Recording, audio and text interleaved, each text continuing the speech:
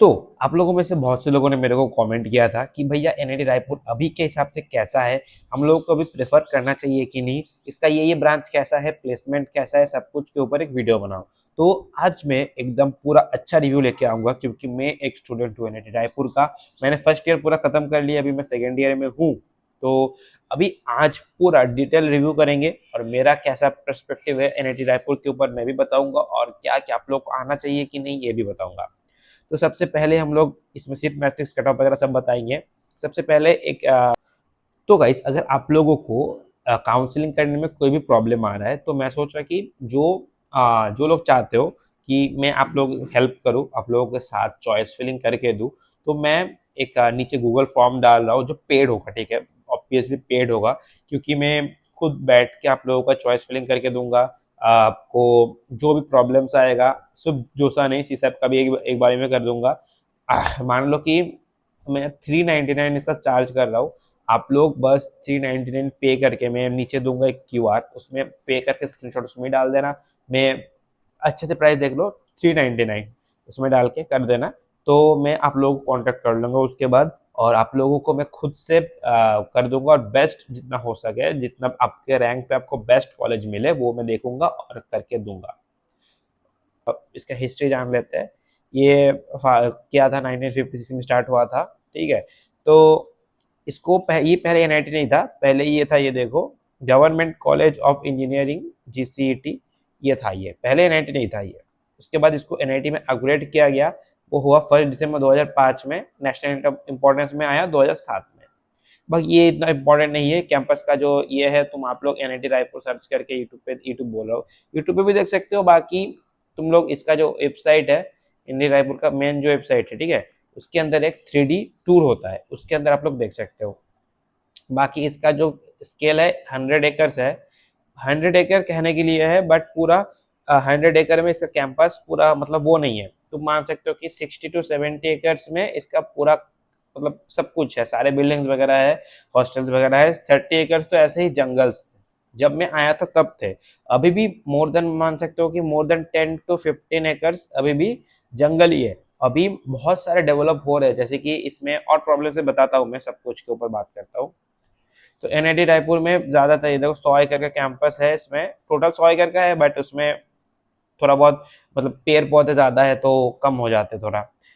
ये देखो, housing, advance computational facilities, well equipped library networks, extensive library infrastructure, the college provides top tier learning environment. But ये अच्छा तो है, ये सब तो सही है। उसके बाद एकेडमिक प्रोग्राम से बताऊंगा, यूजी, पीजी, ये सारे होते हैं। हम लोग अंडर ग्रेजुएट में देखेंगे BTech degrees, non core engineer का बी आर्किटेक्चर भी होता है 5 साल का। ये तो आर्किटेक्चर तो मैं सजेस्ट नहीं करूंगा, क्योंकि 5-6% ही प्लेसमेंट होता है इसमें, तो इस यहाँ से वैसे भी प्लेसमेंट नहीं होता। बी आर्किटेक्चर और भी कुछ करना होता है शायद।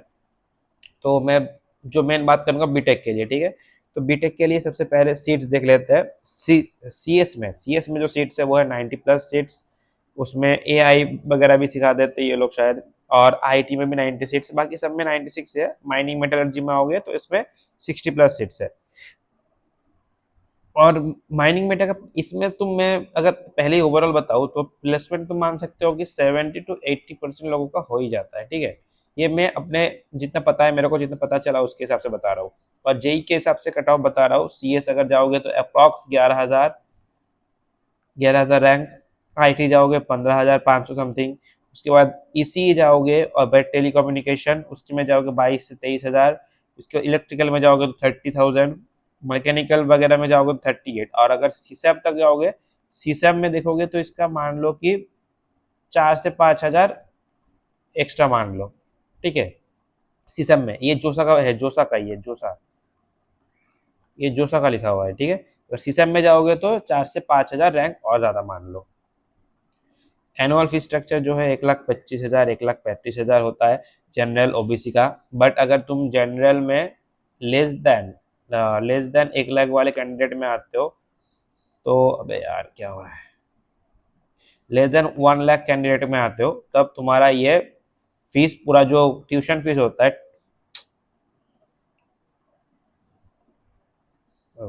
जनरल में आते हो, जनरल लेस देन 1 लाख, तब तुम्हारा ट्यूशन फी माफ हो जाता है। अगर तुम 1 से 5 लाख के अंदर आते हो तब तुम्हारा शायद 2/3 देना पड़ता है, और 1/3 देना होता है, 2/3 माफ हो जाता है। और अगर तुम 5 से 10 के अंदर आते हो भाई, या फिर 5 से ज्यादा में आते हो, ग्रेटर देन 5, तब तुम्हारा शायद 1/3 देना होता है 5 से 10 के अंदर। और 10 से ज्यादा हो गए 10, ग्रेटर देन 10, तब तुम्हारा फुल पेमेंट करना होगा। ये ट्यूशन फी बता रहा हूँ, ट्यूशन फी। और ये लेस देन 1 लाख 100% कंसेशन मिल जाता है एकेडमिक ट्यूशन फीस में।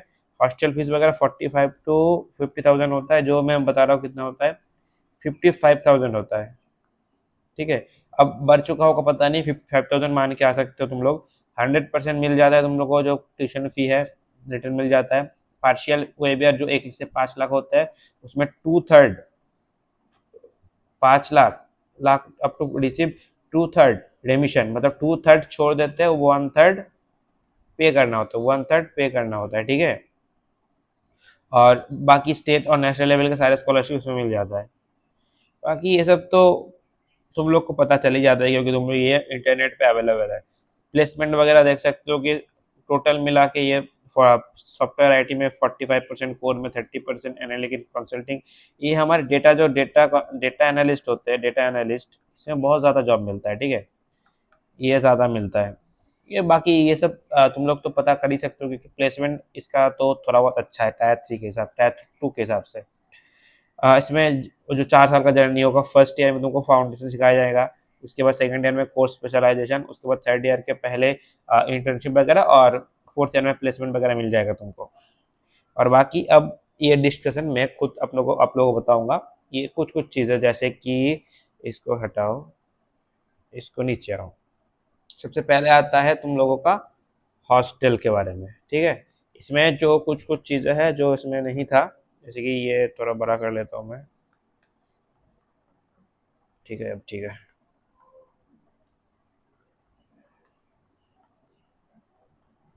हॉस्टल, ठीक, देखो, यहाँ पे जो हॉस्टल्स है, फर्स्ट ईयर के लिए तुम्हारा 3 से 4 हॉस्टल है, जिसमें तुम अगर CSIT में हो, तो तुम लोगों को अगर होम स्टेट नहीं हो तब तुमको मिल जाएगा एक CSIT होम स्टेट नहीं हो तो। और अगर इलेक्ट्रिकल हो, इलेक्ट्रिकल को भी मिल जाता है शायद होम स्टेट वाले। और अगर तुम थोड़ा लोअर ब्रांच में आते हो, माइनिंग, मेटा, तब तुम मान सकते हो कि 40 से 50,000 रैंक तक, 50 के रैंक तक तुमको हॉस्टल हॉस्टल मिलेगा। ठीक, अगर क्या है, CSIT से हो, होम स्टेट नहीं है, इलेक्ट्रिकल से हो, तो तुमको मिल जाएगा फर्स्ट ईयर में हॉस्टल। और माइनिंग मेटा से हो, मतलब लास्ट के लोअर बैंड से हो, बायोमेड, तो तुम लोग को 40 से 50 के अंदर रैंक है तभी हॉस्टल मिल जाएगा। अगर ये जनरल हो, SC ST हो तो तुमको चांसेस है कि मिल जाएगा, कोई भी रैंक हो, अच्छा थोड़ा बहुत हो तो मिल जाएगा। ठीक है, और फर्स्ट ईयर गया, और सेकेंड, थर्ड, फोर्थ, ये तीनों ईयर के लिए आप लोगों को मिलता है एक हॉस्टल मिलता है, सॉरी।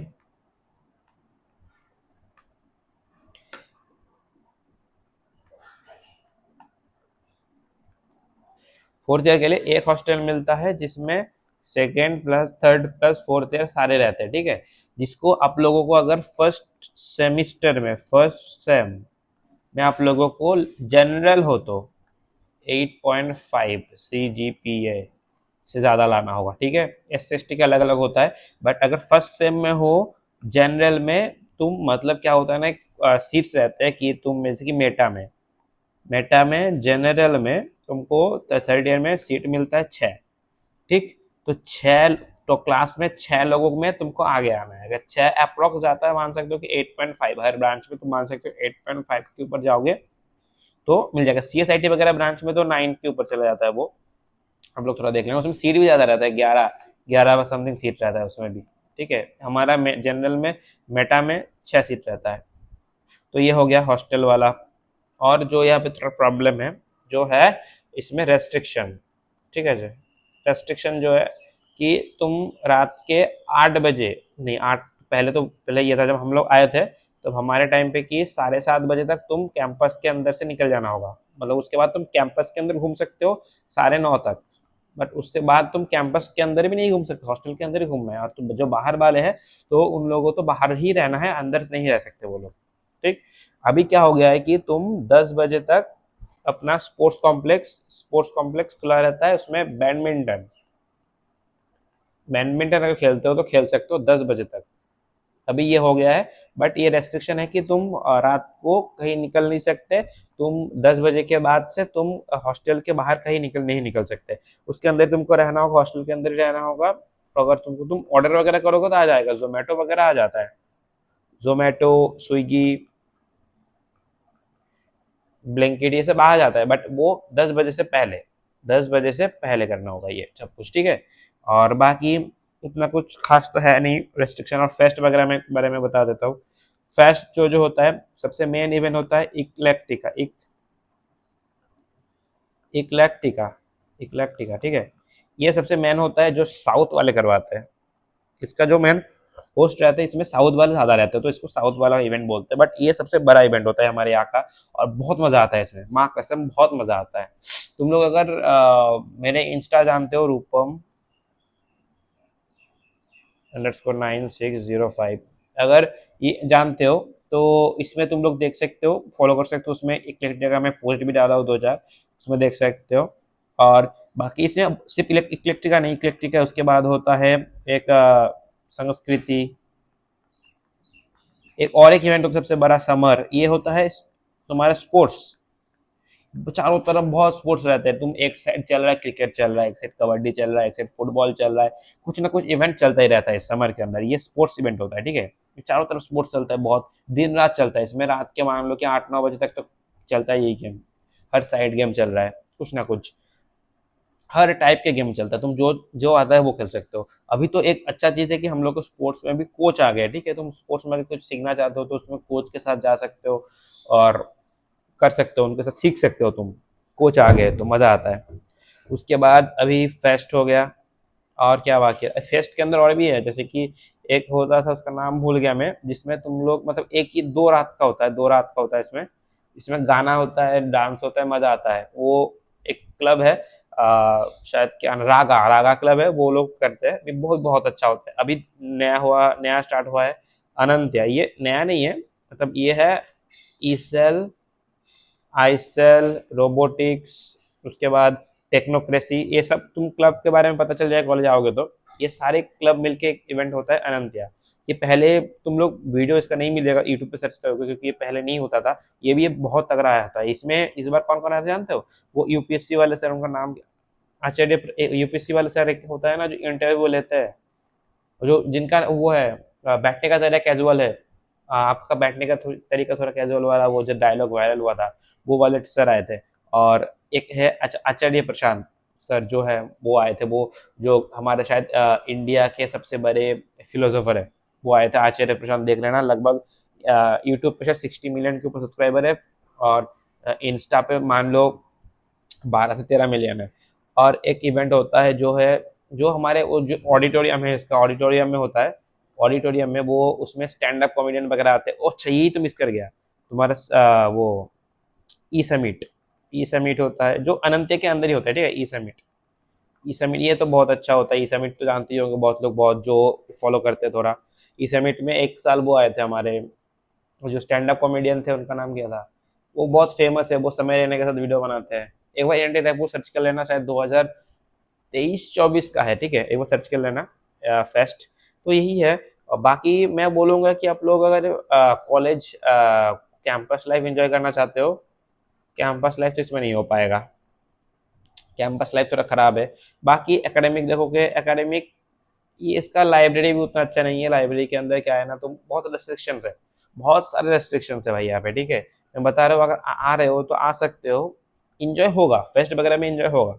बट जो कैंपस लाइफ है, तुम वो जो मतलब एनआईटी का लाइफ सोच के आते हो, थोड़ा अलग रहता है यहाँ पे, ठीक है। ये कॉलेज में थोड़ा रेस्ट्रिक्शन ज्यादा है, चारों तरफ जहाँ भी जाओगे गार्ड मिल जाएंगे। ऐसा नहीं है कि तुम कहीं घूम नहीं सकते, कॉलेज के अंदर घूम सकते हो, बट चारों तरफ गार्ड मिल जाएंगे कहीं कहीं।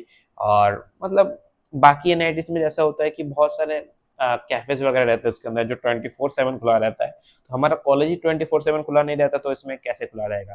तो पूरा खुला नहीं रहता इसमें। बाकी तो बोलूँगा कि सब कुछ बहुत ही बढ़िया है। बाकी ये 2-4 चीज़ें ही बहुत खराब है, जैसे रिस्ट्रिक्शन बहुत खराब है, कैंपस लाइफ खराब है, और ये सब इसके अलावा अगर तुम बाकी सब देखोगे तो बहुत अच्छा है। फेस्ट वगैरह बहुत मज़ा आता है। तुम हॉस्टल वगैरह में जो-जो रहते हो उसमें और भी मज़ा आता है हॉस्टल के अंदर। ग्राउंड अच्छा है, स्पोर्ट्स कॉम्प्लेक्स अच्छा है, जिम अच्छा है, सब कुछ तुम यहाँ पे देख सकते हो, बाकी सब कुछ अच्छा है। तुम लोग मतलब एंजॉय करोगे अगर आओगे तो। बट कैंपस लाइफ जो सोच के आओगे वैसा नहीं मिलेगा। ठीक है? जो सच है मैं बता दे रहा हूँ।